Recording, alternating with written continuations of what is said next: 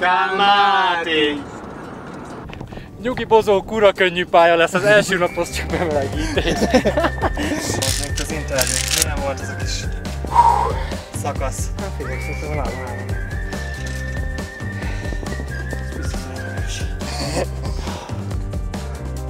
Milyen szép időnk lesz a túra végére.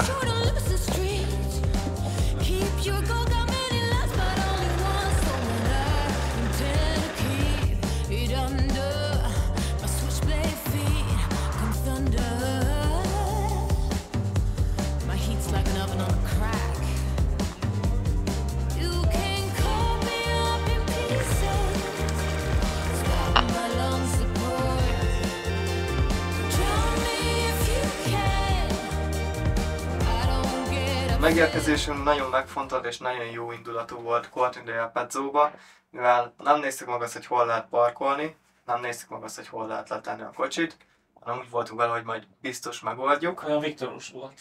Igen, hát, mint az egész utazásunknak a jellege, olyan viktorosan, nagyon sok szállást foglaltunk az elkövetkező 10 napra, egészen pontosan egyet, azt is az utolsóra, hogy legalább ne nagyon büdösen érjünk haza, csak addig egymást boldogítsuk az illatokkal.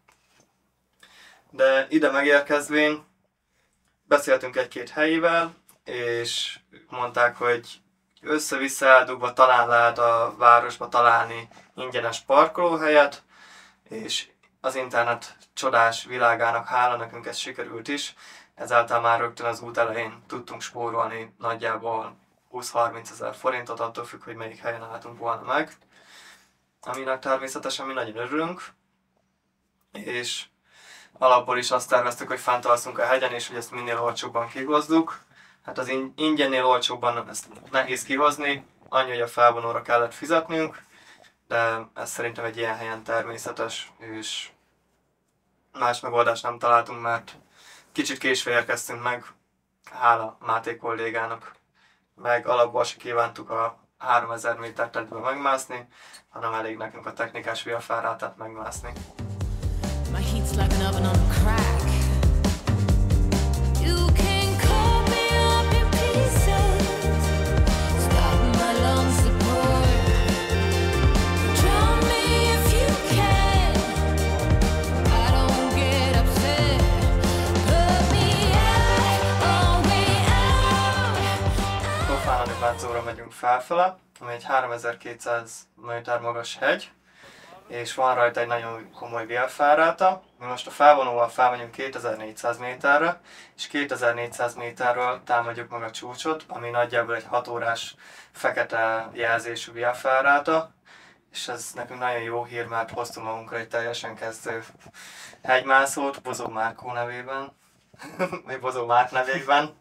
Kán Máté! És még nem tudja, de nagyon élvezni fogja. Vagy sikoltozni fog végig, de ez majd az idők során eldől, majd próbáljuk ezt is dokumentálni. Nyugi bozó, kura könnyű pálya lesz, az első naphoz csak bemelegítés.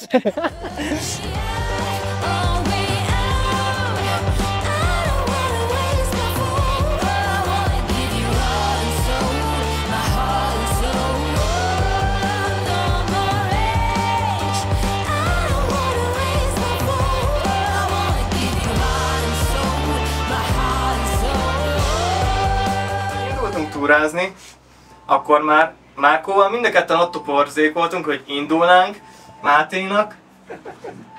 Máténak a bőröngye még mindig szana szét a kocsi mellett, mintha éppen sátortábort nyitottunk volna, körülbelül úgy nézett ki a kocsi környéke. Miért nem? Hát természetesen.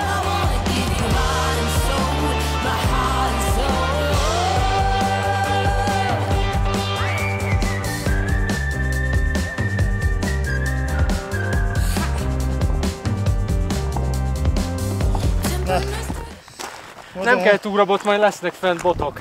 Persze, bazd meg. Nézd! Egy fa nincsen itt. Itt! A túrabot.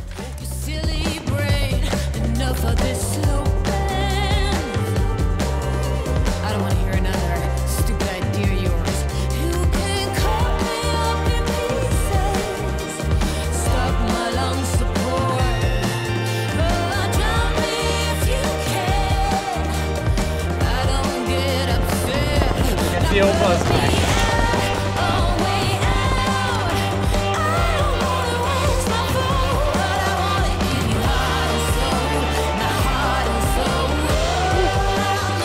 Ezért köpet kifulladtás.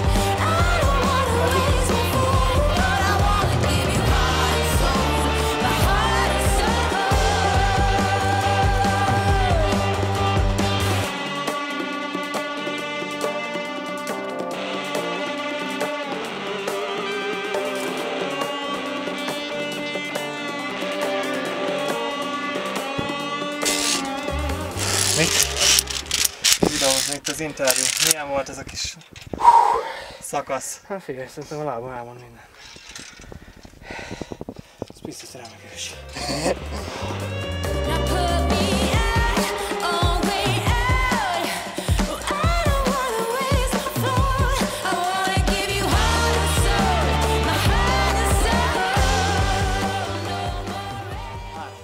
Akkor élmény a többieket nézni, hogy szenvednek lefele. Tök király. Jó. Na most egy nagyon király helyen jöttünk amúgy. Végig volt egy ilyen nagyon szép perem. És akkor ott végig tudtunk sétálgatni. Úgyhogy király volt. Most, hogyha ide barlangba be...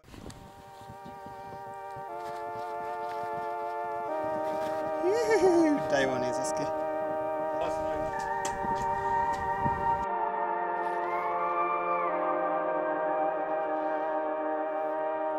Rivers run dry, dust spreads in the air. Two dark days, do you have a tear to spare? Make a promise, the world awaits. Ilyen szép időnk lesz a túra végére. Kicsit havazik. És ebben megoldottam, mint én.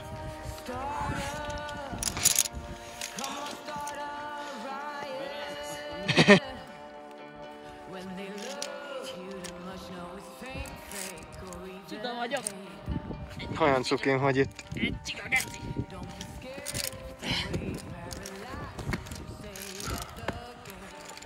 Minden.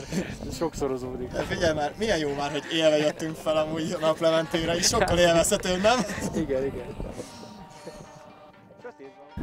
A Via Ferratáról majd láthattok felvételeket, hogy jövünk felfele, de az utolsó 2-3 órába, amikor jöttünk felfele, leszakadt az eső, és amikor az ember éppen egy fekete Via Ferrata pályán küzd az életéért, akkor valahogy nem túl sok videó születik. Egy pár született azért, hogy megmutassuk, hogy milyen nehéz körülmények között jöttünk fel. Főleg azt figyelembe véve, hogy nem mi vagyunk a világ legtapasztaltabb hegymászói. Mátét maga, hogy látom a remegő kezéből, nem a világ legtapasztaltabb operatőre. De... Senki nem látja. Senki nem fogja nézni.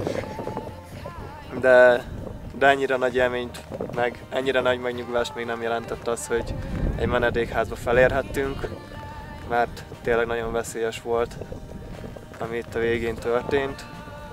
Volt itt villám, hóeső, jégeső, szakadóeső, szél.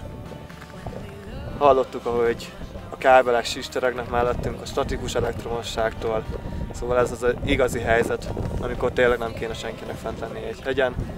Mi sajnos felkerültünk, ez a mi figyelmetlenségünk volt, de a jövőben megpróbálunk rá figyelni, mint ahogy Máté arról, hogy tartja a kamerát. Titin. Köszönöm.